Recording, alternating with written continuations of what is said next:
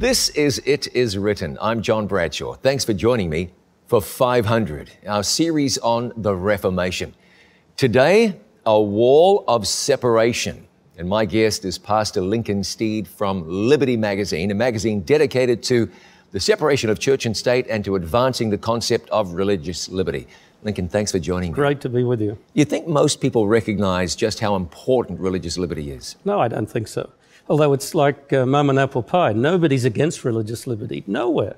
But the way they define it varies greatly. And that's the problem.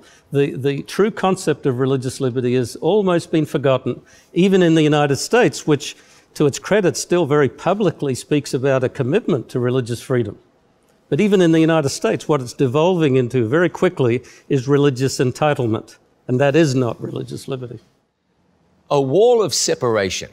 Most of us take that for granted today, but you don't have to rewind the calendar too far to get to a place where there was no religious freedom, and when religion and government were inextricably woven together. In this program, we'll understand why that might be a bit of a problem, or why, when you unbind the two, humanity has the opportunity to surge forward under the aegis of the Holy Spirit. Our last program dealt with the Counter-Reformation. Let me take a moment to review that. We took you to northern Spain, to the birthplace of Ignatius Loyola, and then we took you to the Vatican City. That was where Ignatius Loyola and others petitioned the Pope. They said, the Reformation is making a big dent in God's church. Give us the permission we need to establish an organization with a charter that allows us to do whatever we must to win back the ground that the church has lost over the years. The Counter-Reformation unleashed really a barrage of Catholic influence as the Roman Church sought to retake ground that it had lost. One of the things you heard when I spoke with Dr. Darmstadt that was significant was that theologically the church reasserted itself. The position of the reformers when it came to the Bible prophecies was that the Roman Catholic papacy was implicated in Daniel chapter 7 and Revelation chapter 13. Many of the reformers were bold enough to claim that the Vatican was Antichrist. Of course, for Rome, this was shocking. That was not news that they wanted broadcast, but now that that was made known, now that there was a case made in the Bible that the Church of Rome was implicated in a negative way in the last days of this earth's history, Rome decided something had to be done. No, they didn't reverse any theological positions and they could not rewrite history, but a couple of Jesuits, as it happened, were commissioned to reinterpret those prophecies of the Bible. One version of the newly explained prophecies posited that everything to do with Antichrist had been fulfilled in the past, previously, which is where we get the school of prophetic interpretation known as preterism or preterism. Another scholar invented a system of prophetic interpretation that placed all of the last end-time events in the very end of time. Keep in mind, the reformers were largely historicists in their interpretation of the Bible and Bible prophecy. They looked at prophecy, they looked at the book of Revelation, and they said, some of that has been fulfilled in the past. Some of it is fulfilling now, and there will be some that's fulfilled in the future. Not so Ribera, the Jesuit scholar. He said, it's all going to take place down in the end of time. So if it wasn't fulfilled historically, then it certainly couldn't apply to the Church of Rome. Was the Counter-Reformation a success? By many measures, you'd have to say yes, but you'd have to be the final determiner as to whether or not that was actually so. Well, as we look at a wall of separation, this program takes us to the New World from the Old. We travel from Italy to New England. We find ourselves in Providence, Rhode Island, in Boston, Massachusetts, and we go to the site that has said to be the landing of the original Americans, the Pilgrim Fathers, who landed at what is said to be Plymouth Rock. Well, as we find out, it almost undoubtedly wasn't exactly Plymouth Rock where they landed, but nevertheless, it's a great story. And we go to Plymouth Rock, and you might be surprised, as I was first time I went there, that Plymouth Rock isn't Ayers Rock, like in Australia. It's not the Rock of Gibraltar. It's kind of a small rock, unimpressive, but nevertheless, it stands as an icon and a symbol, and it speaks to us today about new beginnings and about the birth of a new nation. It also, if you listen, will speak to you about religious freedom. Maybe religious freedom isn't the most glamorous of subjects to be talking about, but here's what's fascinating. When you go back to the time of Martin Luther, just 103 years before the landing at Plymouth Rock, Luther nailed his 95 Theses to the door of the castle church in Wittenberg. Just 100 years, a century, 103 years to be exact. Martin Luther had no concept of religious freedom. You know that Luther initially had no burden to separate from his church. To question the authority of the church, well, that was out of the question. To speak back against a pope, somebody has a divine right to do what he does and to say what he says. Who would even dare to do that? So Martin Luther wasn't as far along the continuum as was Roger Williams. Martin Luther agitated theologically. Martin Luther championed the doctrine of justification by faith. Martin Luther spoke against the church dispensing grace out of its treasury, against purgatory, that place where one is purged from her or his sins in preparation for heaven. He spoke against purgatory. He spoke against indulgences and so many other things. But Luther didn't talk about religious freedom. Roger Williams did. And it was important to Roger Williams. Stop and think about where we'd be today without religious freedom. I wonder if you just give that some thought. The United States, where it is written is based, is said to be the land of the free and the home of the brave. Those are the words inside the national anthem of the United States of America, the Star-Spangled Banner. It wouldn't be either. We couldn't say the United States was either without religious freedom. Very, very significant. Imagine how you would feel if you were told what to believe, if you were told how you could worship, if you were told what you could study, if you were prohibited from freely sharing your faith with somebody else. You couldn't challenge the way things were done at your local church, and you couldn't even freely decide to stay away from church. You had to do what you were told to do. And if you didn't, severe was the punishment. Can you imagine that in the 21st century? You know, it's so very interesting. As you look at the book of Revelation, and you look at the overarching sweep of Bible prophecy, as you look at that great battle between good and evil that's been raging for millennia, you have to come face to face with the inescapable conclusion that in the end of time, religious liberty will again be denied. The reason I say that is because in the book of Revelation, it says he causes or forces or coerces. He causes all to receive a mark in their right hand. He causes all to worship the beast. We're not getting into defining that right now, but we can see that in the closing moments of Earth's history, religious liberty disappears and coercion becomes the norm again. So these are significant times in which we live. Look out on this program. We'll take you to a beautiful site in Providence, Rhode Island, an enormous statue of Roger Williams. He's still considered to be an enormously important figure in New England, particularly in Rhode Island, a colony that he created. The statue is there. He's not a forgotten son. Plymouth Rock still exists, and hundreds of thousands of tourists visit it every year. That still exists, and it's still remembered. But go beyond the surface, and are the issues still remembered? This country was settled by people who were seeking for religious freedom, and God wanted that to be so, religious freedom. This country was settled by people who were seeking a church without a pope and a state without a king. The original inhabitants of this place were looking for that. Now, fast forward several hundred years. And what are we looking forward today? Are we remembering the issues? Do we remember what Roger Williams stood for? Do we understand what religious freedom is? As Pastor Steed will tell us in a few minutes from now, religious freedom doesn't simply mean I get what I want. Religious freedom means religious freedom for all. A wall of separation. You'll be blessed tonight. I'll be back with more in just a moment.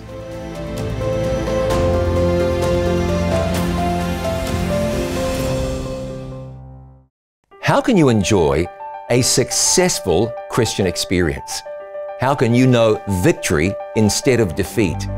How can you live with honor and integrity before God? Well, you can, and our free offer today tells you how. To receive The War is Over, call us on 800-253-3000 or visit us online at itiswritten.com, or you can write to the address on your screen. I'd like you to receive our free offer, The War is Over. Planning for your financial future is a vital aspect of Christian stewardship. For this reason, It Is Written is pleased to offer free planned giving and estate services. For information on how we can help you, please call 800-992-2219. Call today or visit our website, hislegacy.com. Call 800-992-2219. This is It Is Written. I'm John Bradshaw. Thanks for joining me. 1620. One of the most significant dates in the history of the United States, and it wouldn't be a stretch to say in the history of the world.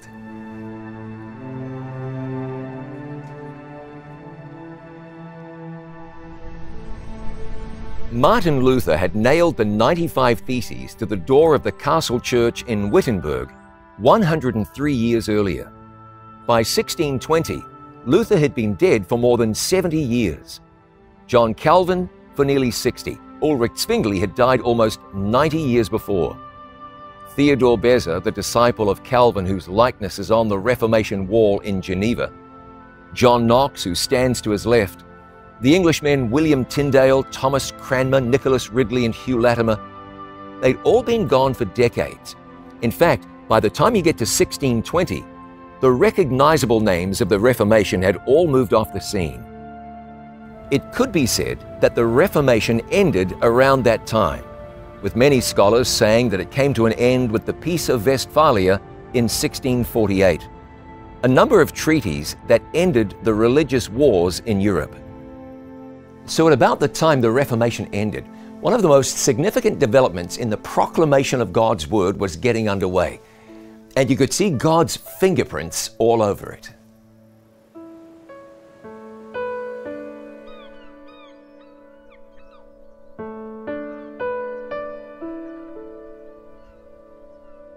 If you've never seen it before, Plymouth Rock, 45 minutes south of Boston in Plymouth, Massachusetts, comes as a bit of a surprise. The legend is that Plymouth Rock is where the Pilgrims got off the Mayflower when they arrived on these shores in 1620. The fact is, this is only a fragment of the original Plymouth Rock. The original broke in half in 1774. And souvenir hunters chipped away at the rock over the years, so there's much less of it today than there once was.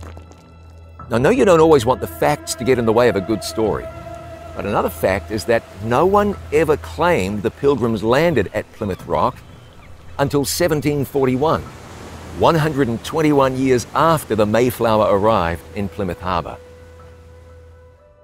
But all that's incidental, really. The rock itself is not what's important. Today, it's a symbol of new beginnings and the pioneer spirit. It's an icon, visited by more than 1 million people a year. So what were the Pilgrims doing anyway, landing at Plymouth Rock, or wherever it was they landed? Understand that, and you'll understand the birth of a great nation, and you'll see how the guiding hand of God shepherded His people and fostered the growth of the principles of the Protestant Reformation. So let's back up a few years. The Pilgrims on board the Mayflower were Puritans, English Protestants who were committed to purifying the Church of England of Catholic practices. The seeds for the English Reformation were sown by Patrick and Columba and Aidan and others like them. Centuries later, John Wycliffe was described as the morning star of the Reformation. And then there was William Tyndale, who heroically stood up against King Henry VIII and translated the Bible into English at a time when such a translation was desperately needed. With his dying breath, Tyndale prayed that God would open the eyes of Henry VIII, which God did only 2 years later, when the king gave his permission for 4 different translations of the Bible into the English language. It was Tyndale's scholarship that provided the lion's share of the King James Version of the Bible.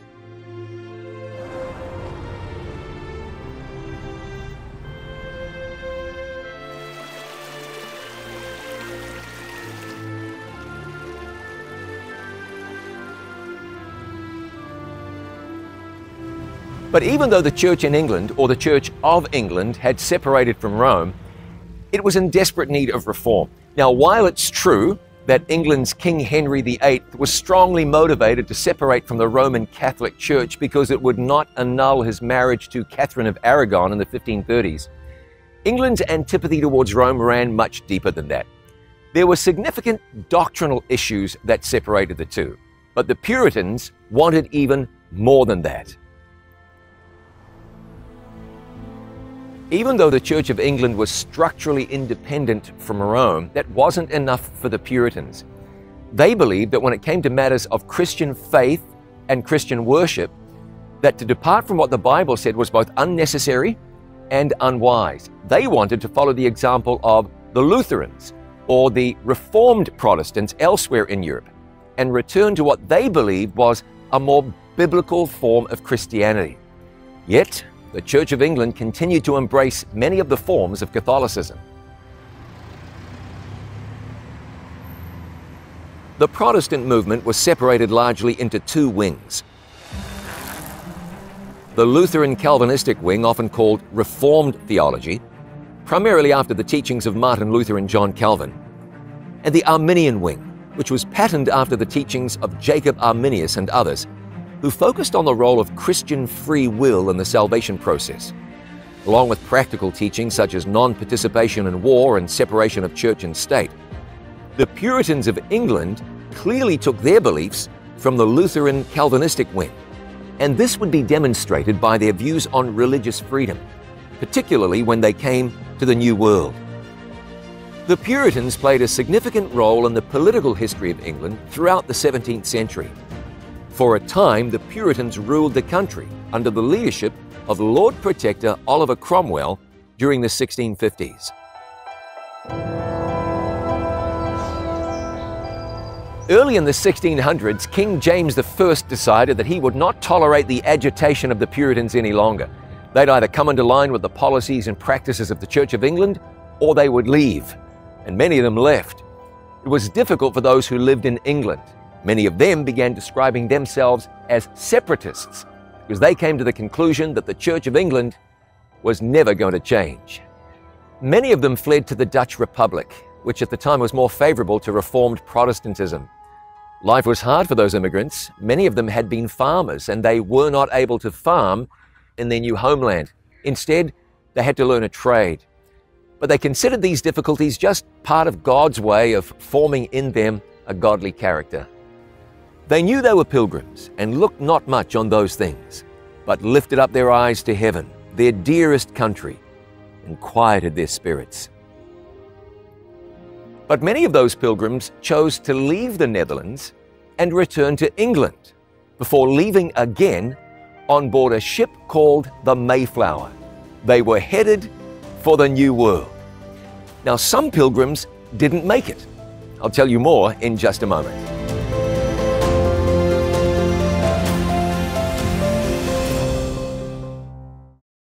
I'm John Bradshaw from It Is Written, inviting you to join me for 500. 9 programs produced by It Is Written, taking you deep into the Reformation. This is the 500th anniversary of the beginning of the Reformation, when Martin Luther nailed his 95 Theses to the door of the Castle Church in Wittenberg, Germany. We'll take you to Wittenberg and to Belgium, to England, to Ireland, to Rome, to the Vatican City, and introduce you to the people who created the Reformation, who pushed the Reformation forward. We'll take you to sites all throughout Europe where the Reformers lived and in some cases died. We'll bring you back to the United States and take you to a little farm in upstate New York and show you how God spread the Reformation here. Don't miss 500. You can own the 500 series on DVD. Call us on 888-664-5573 or visit us online at itiswritten.shop. This is It Is Written. There were actually two ships that left England, bound for what would become known as the United States of America. There was the Mayflower and the Speedwell. Together they left Southampton on August the 5th, 1620. But the Speedwell leaked. Not great for a ship intending to cross the Atlantic Ocean. Both ships stopped in Dartmouth so the Speedwell could be repaired. After leaving Dartmouth, they made it 350 miles beyond Land's End before it was discovered that the Speedwell was taking on water again. So once more, they returned to Dartmouth. The Mayflower decided it would push on without the Speedwell. Some of the Speedwell's passengers crammed into the Mayflower, and so the Mayflower, with 102 passengers and between 25 and 30 crew, headed off on what would be a miserable voyage. But they made it. Slowly but surely, life was established here in this new land. More and more people would follow in the footsteps or in the wake of the Pilgrims of England.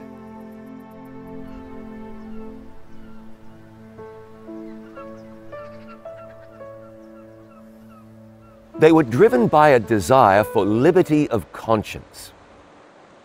But they really didn't understand what that truly was.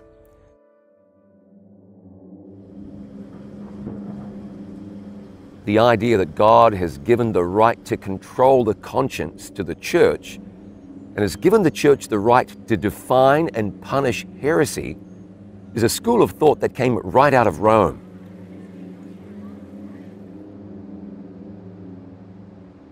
So while these people had rejected many of the doctrines of Rome, they retained the spirit of Rome, intolerance. Any church they set up would ultimately be a church state. They dictated that only church members could have a say in government. The secular power was in the hands of the church, which can only lead in one direction: persecution.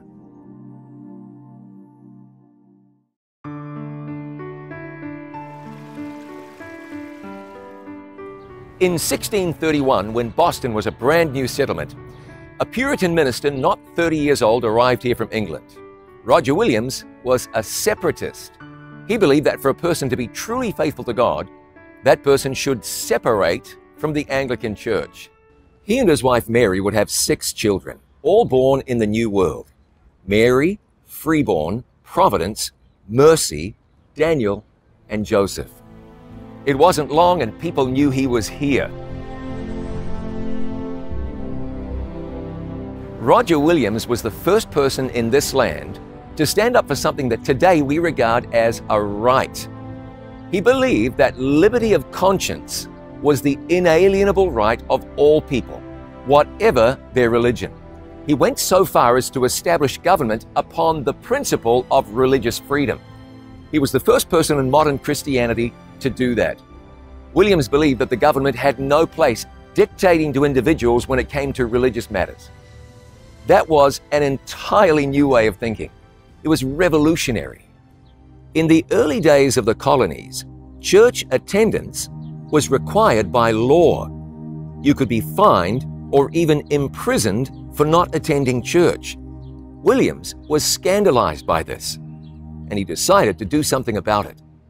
And it didn't trouble the Puritans whatsoever that while they'd left a bad situation to come to the New World, they just set the same model where they would say everyone had to go to church, you'd be fined, you had to abide by what the minister said, no freelance religion. Roger Williams comes along, and he was the conscience and really the guiding light of the true principles of religious liberty that we're keeping alive today. It seems strange to be talking about a battle over religious freedom in the United States, but keep in mind the times and the mindset then. The Church of Rome had taught very thoroughly that there was no religious freedom. It claimed to be the voice of God in the world. The church spoke, church members did what they were expected to do. So even though the Church of England had separated from the Roman Catholic Church, it still retained a lot of Rome's ideas. So when the Puritans came to the free world, they were still hung up on the concept of the church saying, jump, and the faithful saying, how high. They had not embraced the concept of religious liberty. So in spite of the Reformation, further reform was still needed. So while the Pilgrims and other Puritan settlers came to these shores for the purpose of exercising their own liberty of conscience, many didn't believe in extending the same right to those who held different beliefs. Freedom was fine for themselves, but not for people who taught and practiced things they disagreed with. One historian described this attitude with these words: New England divines, as pastors and theologians, insisted repeatedly that demand for uniformity of religious practice in no way violated liberty of conscience. They contended that there were two types of liberty: natural or corrupted liberty, and the liberty wherewith Christ hath made us free. Liberty to practice error came under the former heading, and was not really liberty at all, but license, the liberty for men to destroy themselves. Roger Williams is truly one of the towering figures in the American story, and he's one of the towering figures in the advance of the Word of God. Not only did he advocate religious freedom for all, he was also one of the earliest and most vocal opponents of slavery on these shores. He advocated fair treatment for Native American tribes. He also learned many of the languages of the tribes in the Northeast. He'd run into trouble with the Anglican Church before he came to America. When he got here and he found the same principles of intolerance in a place that was supposed to be a haven for liberty, it disturbed him. He did not agree with the Puritans' attempts to set up a theocracy. He said, forced worship stinks in the nostrils of God. Williams believed that Constantine was worse for the church than Nero, because Constantine successfully united the power of the civil government with the authority of the church. And before long, things would get much worse for Roger Williams. I'll have more in a moment.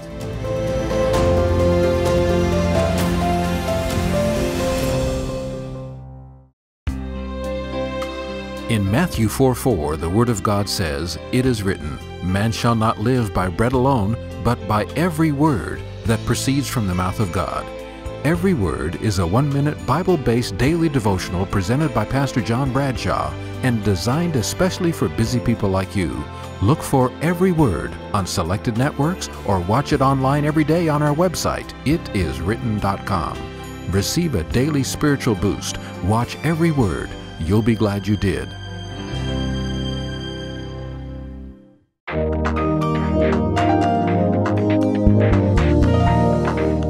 "500 years after the Protestant Reformation began on October the 31st, 1517, we might be tempted to wonder what Luther and Knox and Zwingli and Calvin and Farel and Beza and the Huguenots and the Anabaptists and so many others achieved.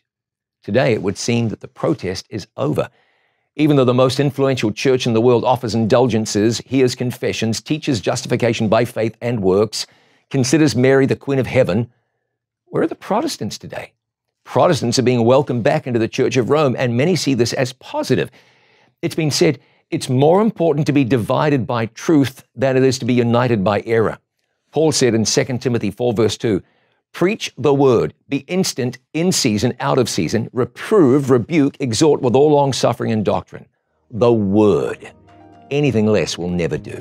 I'm John Bradshaw for It Is Written. Let's live today by every word.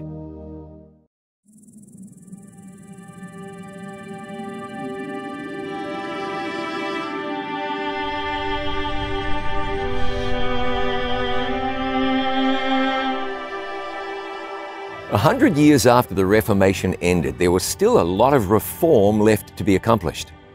And as long as there was no liberty of conscience, and as long as the state was united with the church was a long way short of where it should be from a biblical perspective. The man who would bring the needed change was a Cambridge-educated Englishman who moved to the colonies 6 weeks after his 27th birthday. Williams was forced to leave Massachusetts, and he went into exile in 1636. In the winter, he journeyed through the forests, not knowing where he was going. Along the way, made friends with many of the natives, and later said that he would rather live with Christian savages than savage Christians. His journeys led him here, to a place that he would name Providence, convinced that the providence of God had guided him.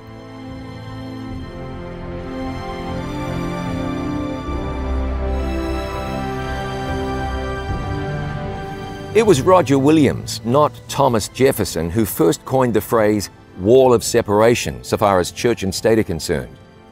In 1644, Williams described the need to build a wall of separation between the garden of the church and the wilderness of the world. Leonard Levy, a U.S. constitutional scholar, commented on these words of Roger Williams with the following statement: "Thus, the wall of separation had the allegiance of a most profound Christian impulse, as well as a secular one. To Christian fundamentalists of the framers' time, the wall of separation derived from the biblical injunction that Christ's kingdom is not of this world." The fundamental principle of Roger Williams' colony was that every man should have liberty to worship God according to the light of his own conscience. Rhode Island's founding principles, civil and religious liberty, became the cornerstones of the American Republic. This was extremely significant. And so today, the Declaration of Independence states, "We hold these truths to be self-evident, that all men are created equal, that they're endowed by their Creator with certain unalienable rights, that among these are life, liberty, and the pursuit of happiness. And the Constitution guarantees freedom of conscience in religious matters. No religious test shall ever be required as a qualification to any office of public trust under the United States. Congress shall make no law respecting an establishment of religion or prohibiting the free exercise thereof." It was this environment that allowed the preaching and the teaching of the Bible to flourish.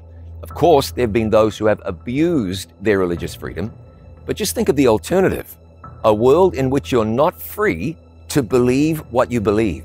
That's the world Martin Luther faced when he nailed the 95 Theses to that famous door back in 1517. Word began to spread back in Europe about a place where a person could worship God according to the dictates of his or her own conscience. As one historian wrote, Massachusetts, by special law, offered free welcome and aid at the public cost to Christians of any nationality who might fly beyond the Atlantic to escape from wars or famine or the oppression of their persecutors. And so the fugitive and the downtrodden were, by statute, made the guests of the Commonwealth. The colonies grew, and the world saw the prosperity and the increasing strength of a church without a pope and a state without a king. In this patch of earth, Roger Williams raised up a memorial to religious freedom. The establishment of the Rhode Island colony was a landmark event in the history of the Protestant Reformation. A new haven in a new land where people would finally be free to follow the dictates of their own conscience when it came to matters of faith. Even the Puritans of Roger Williams' day couldn't accept his thinking. You see, it was the prevailing belief 400 or so years ago that the civil government had every right to dictate to people's conscience. That did not sit well with Roger Williams, and it led him into deep conflict. But the conflict that he experienced brought to everyone that followed freedom.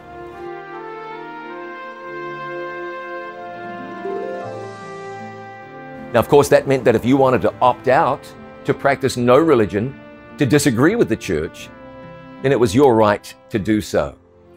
And it's this spirit of religious liberty that's described in the New Testament, just a few verses from the end of the Bible, where the bride of Christ blends her appeal with that of the Holy Spirit in urging humanity to accept God's gift of salvation. And the Spirit and the bride say, "Come." And let him who hears say, "Come." And let him who thirsts come.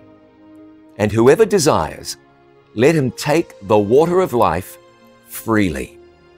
Freedom of conscience would take hold in America in a way not seen in any other civil experiment in human history.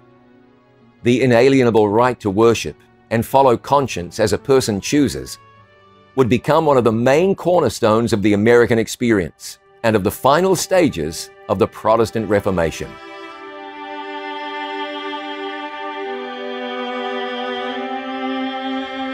Roger Williams demonstrated how important it is for believers to press forward.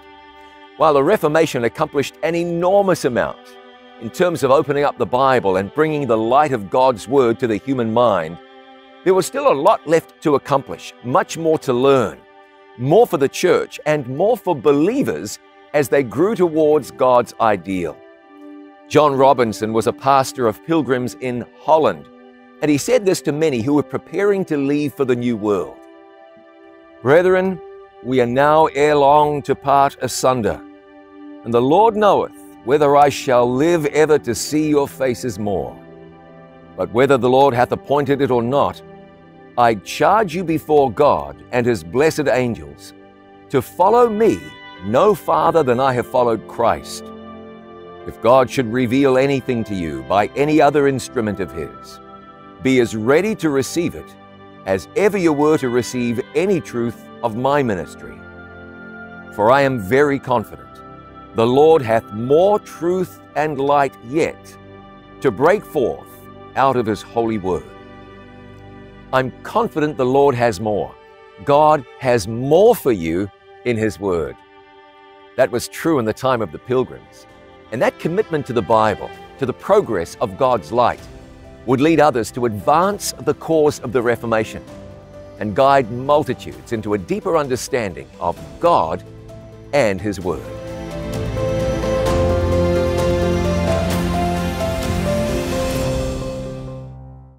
How can you enjoy a successful Christian experience? How can you know victory instead of defeat? How can you live with honor and integrity before God? Well, you can, and our free offer today tells you how. To receive The War is Over, call us on 800-253-3000 or visit us online at itiswritten.com. Or you can write to the address on your screen. I'd like you to receive our free offer, The War is Over. Thank you for remembering that It Is Written exists due to the gracious support of people like you. It's your kindness that makes it possible for It Is Written to share Jesus and the great truths of the Bible with the world. You can send your tax-deductible gift to the address on your screen, or you can support It Is Written through our website, itiswritten.com. Thanks for your generous support. Our number is 800-253-3000, and our web address is itiswritten.com. Thanks for joining me on 500, brought to you by It Is Written. My guest is Pastor Lincoln Steed. He's the editor of Liberty magazine, which for 111 years has been advancing the cause of religious liberty and the concept of the separation of church and state. Pastor Steed, thanks for joining me. My pleasure. Religious liberty. Okay, what is it? Religious liberty is the freedom that you have in Christ to worship him and to explain that to other people. And, and that's the bottom line. But when you're dealing with civil society, often there are claims the state has upon its citizens, and there are assumptions that people have about authority. Now, you mentioned when we began the program that today what most people believe in is religious entitlement. In the United States. Yeah, so what's that? How do you define that? Well, they want a special legislative and social privilege for their particular religious viewpoint. And in the United States, you often hear more and more today that this is a Christian nation. Now, they don't mean a Muslim nation. They certainly don't mean that it's a secular nation. They mean Christian. They don't necessarily mean Protestant anymore, but they believe a nation that will support their particular viewpoints, of course, the right to worship, but it might be more and more their right to legislatively guarantee certain moral viewpoints. And so it's putting a certain class of religionists up against secularists and indeed up against some other religious viewpoints. That's not religious liberty. It's sometimes been said, in fact, I say it a lot, that the simple way to understand if something is religious liberty or not is there coercion involved. If there is, it's not religious liberty. It certainly doesn't comport at all with the original vision of people like Roger Williams, who had a very distinct idea of the rights of the state and of the church. Unpack that for me a little bit. Where was Roger Williams on all of this? Because he came from the old world to the new world and discovered we don't have freedom here, which is a little bit of a surprise that people who were escaping persecution brought persecution with them on the boat. How did Williams see this, and what did he do to bring religious freedom to the colonies? Because without Williams, we may not have any semblance of freedom today. I purposely brought him up, and I know you have a concern with Roger Williams. In Europe, the Reformation had precursors. In England, and you and I and most of our viewers, certainly in the United States, look to the thread of English history. And the Reformation in England started with John Wycliffe, the distribution of the Bible and the Lollards, his followers that he sent out and seeded the whole country with Protestant views, or put it another way, the viewpoint of individual religious freedom. In the United States, I think we see him the same way. Of course, this was before this republic was formed, way before 1776 and the events separating from England. But it was a very formative period, and he was the conscience and really the guiding light of the true principles of religious liberty that we're keeping alive today. Now, a lot of fine people will hear you speaking, and they'll think that you're an insurrectionist or a radical because... I thought Roger Williams was. Well, so let me bring this around to a question that wisdom might later dictate I should have stayed right away from. See, a lot of people, because of probably haven't really given this a lot of thought, just see no problem with the state enforcing or endorsing certain religious principles, as long as they're theirs. Would Roger Williams have supported the idea of prayer in schools? No. Why not? What's wrong with having the kids pray to God in school? You want the state to decide what those prayers must be, how they're worded, how they're directed, how they're orchestrated, what times you apply to them. That's not good. What I really want to bring out that hardly anybody seems to remember, it's a plain matter of historical record, but Roger Williams didn't just appear full-blown suddenly off the ship from England. Sure. There was a huge movement in England that had begun with John Wycliffe. He made the Bible available to people. People were stirring and thinking that they had rights, they had obligations before God, not to the church. And at the time that Roger Williams left England, they were in a ferment of religious opposition, not against the Catholic Church. The Protestant Reformation had taken place. But the true Reformation and an understanding of religious liberty was still developing. The Church of England was being administered in the same way. You had to worship at church. You couldn't think anything except what they told. You'd be fined if you preached in the streets as a freelance preacher. And Roger Williams early on saw that this could not be. Let's back up. We'll go back to the time of Martin Luther. Let's transport ourselves to Martin Luther's day, and we look around and we're asking ourselves, what's religious freedom looking like here in Luther's Wittenberg? Explain that. They didn't have religious freedom. You were to do as the church and the state said.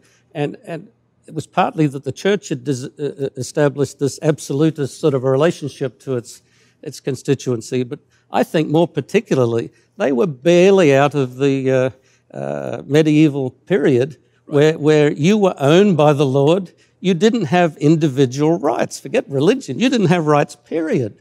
Even the Lord was a vassal of the king. So it would never have occurred to anybody to think independently.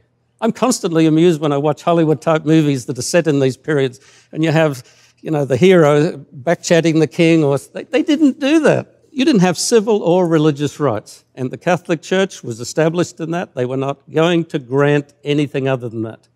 What broke it apart, I believe, was two things. Socially, there was the movement of people from the land to small shopkeepers and small business owners. They were not bound by medieval obligations. And then the printing press came about. There was some technical advancements. And it's worth remembering, at the time of the Reformation, there were about 5 million books already distributed in Europe, most of them Bibles. That's the singular reason. With the loosening of civil constraints and then some knowledge of what the word was, it was unstoppable. This is what I was going to ask you next. You really preempted the question. Why did it take so long? I mean, religious liberty, Roger Williams. What about Martin Luther? He wasn't talking anything about religious liberty and religious freedom. No. It took all the way down to the time of Williams. Why so long? Maybe you've answered that already. Well, I think it's a technical question. Knowledge, the Bible predicts the end time, says knowledge will be increased and men run to and fro. There was minimal knowledge. It was called the Dark Ages for a number of reasons, but not least of which learning and literacy was very low. People couldn't read. I myself have railed in sermons against the Bible chained to the front of the church, and people weren't allowed to get to it. But they didn't need to chain it. It was meaningless to them. And the first thing Martin Luther did, apart from the 95 Theses, he started printing little tracts and things that went out and around. And of course, he translated the Bible into German. I believe that's the singular thing that broke apart the hold that the church and the state had on hitherto ignorant citizenry. Thanks so much. We'll be back with more. Wait right there. We have much more from Pastor Lincoln Steed from Liberty Magazine coming right up.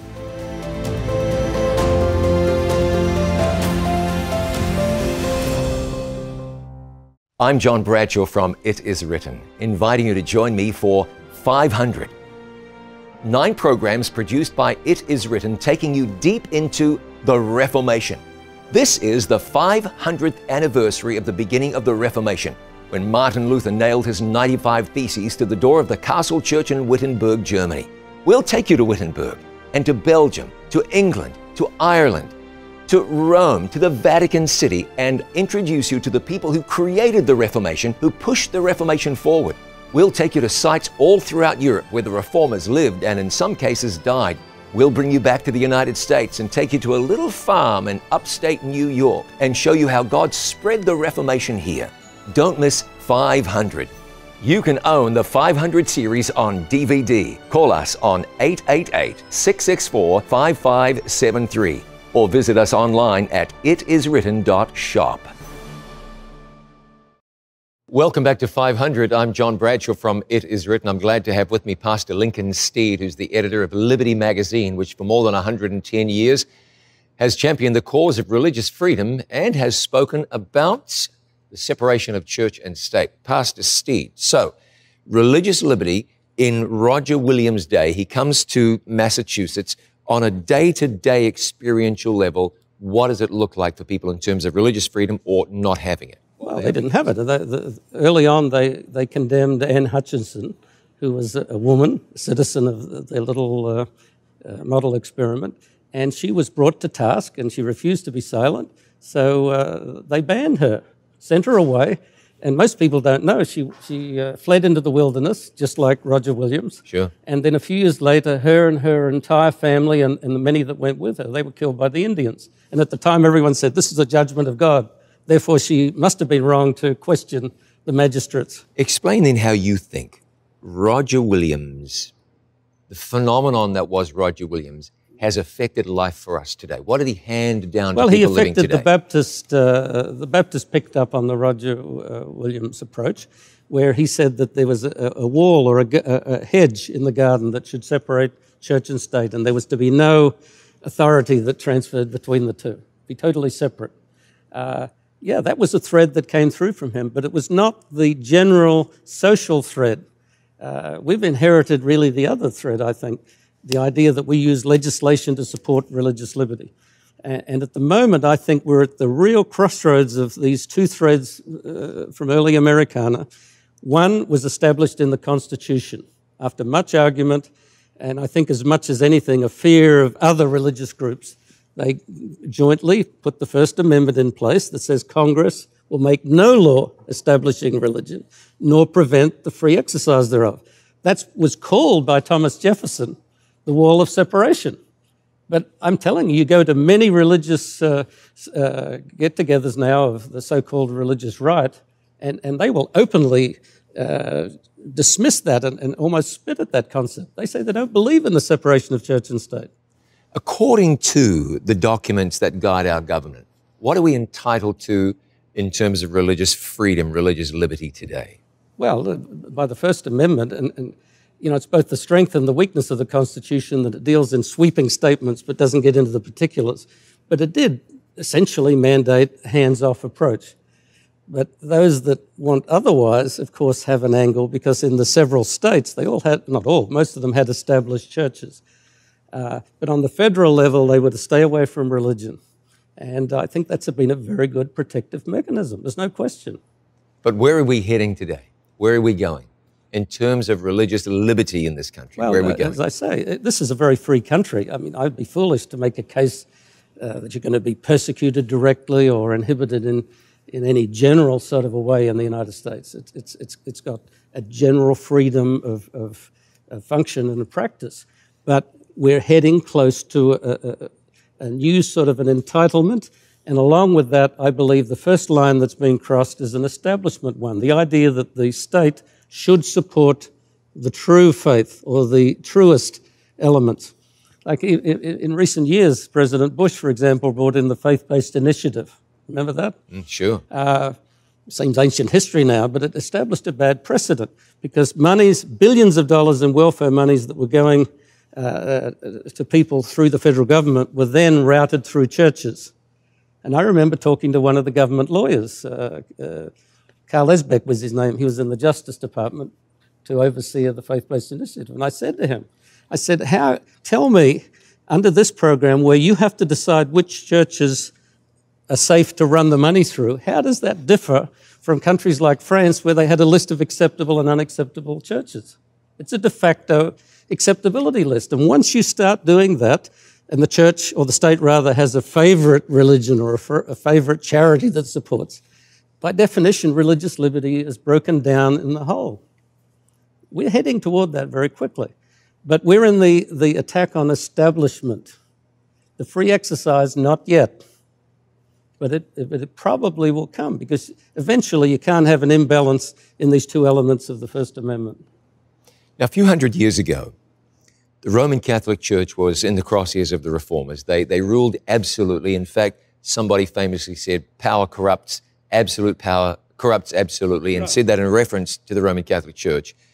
So we kind of got beyond that. We live in many places in a Protestant society, particularly in North America.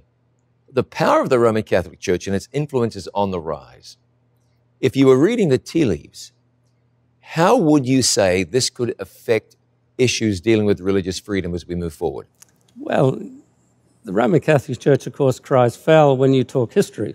There was a document not too many years ago called Memory and Reconciliation, where they disavowed things like the persecution of the Jews, the Crusades, the Counter-Reformation excesses, and so on.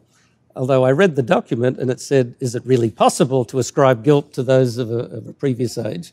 And then it drew a very strange parallel. It said, just as Christ, perfect and undefiled and incapable of error, took upon himself the sins of fallen human beings, so the magisterium of the church, holy and incapable of error, will apologize for the actions of some of its adherents. You know, that's not an apology. That's an affirmation of their... superiority. The superiority. But in a neat way, they sort of cut themselves off from history. It's true, they have changed in many practical ways, but from history, which I love to study, I think the easiest way is to see the Roman Catholic Church, while it's part of the continuum of Christianity, it really is also the continuum of the of the Roman Empire itself. It never went away. And the proof is in the pudding. Whenever there's big agreements like setting up the European Union or the European Common Market, as it once was called, all these agreements are made in Rome. And the Pope, I believe, operates again as the religious godfather of European actions. So I'd be careful, because even with good intentions, they can't totally structurally remove themselves from what they were and became. It is worth mentioning that at the moment, the Roman Catholic Church is reordered somewhat on religious liberty by a document that came out of the Second Vatican Council. It was a statement on the rights of man, Dignitatis Humanae.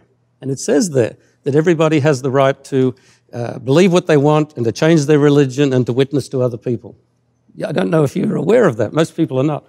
Like, for example, I was at a meeting at Catholic University where Cardinal Dolan was addressing the mostly Catholic group. And in the middle of his speech on religious liberty, he stopped and he looked around and And he said, he says, you know, the Catholic Church would not have spoken this way about religious liberty. We once held that error has no rights. And then he went on. And after a short break, they reconvened and they dispensed with the program. The audience kept calling out, what did the Cardinal mean? What was he talking about? And they had to be told that Vatican II and this document changed everything. And my view is, Roman Catholics, I think, have had a refreshing on this topic, but watch out. When they rethink Vatican II, then the other position will bubble up. Protestantism seems pretty well to have lost its protest. Well, it's forgotten what it protested about. Why do you think we've forgotten? Oh, that's just the nature of human beings. You read the Old Testament, and the children of Israel, a couple of days removed from the fire on the mountain, or wanting flesh or whatever it was. I think that's human nature. In the recent debate, though, or not even debate now, negotiations, I think an injustice has been done to the memory of the Reformation because it's pretty much been defined as just justification by faith. And Martin Luther wrote 95 theses, sure. many points about idols and saints and the abuse of power and the claims to dominance of the papacy, not just how we're saved and how we appear before God. And people should remember that. But unfortunately, the Lutheran Federation, a decade or so ago, signed on the dotted line that it was a misunderstanding on justification. And the Roman Catholic Church didn't misunderstand. They nailed that agreement to the door of a Roman basilica. And only a few months ago now, they had another meeting, I'm sure you know about, where they said there is now no longer any impediment to full reunification. So that's not the only aspect of the Reformation, but I think they've forgotten where we came. They've forgotten, which you can find out if you read Fox's Book of Martyrs, many people that were killed for their faith, just the slight word of biblical truth and they'd be cut down. They've forgotten that even after the Reformation, in these wars of Europe, that one Protestant sect turned on the other. We're out of time. Thanks so much. I've really enjoyed this. I appreciate you making time for us. Well, let's pray together before we go. Let's do that now. Our Father in heaven, we're thankful that you've given us truth and light, that in Jesus Christ we have salvation full and free, that in your word we have guidance and everything we need to understand you and our purposes towards you. So bless us as we allow you to reform us and prepare us for eternity, which we believe in Jesus is close at hand.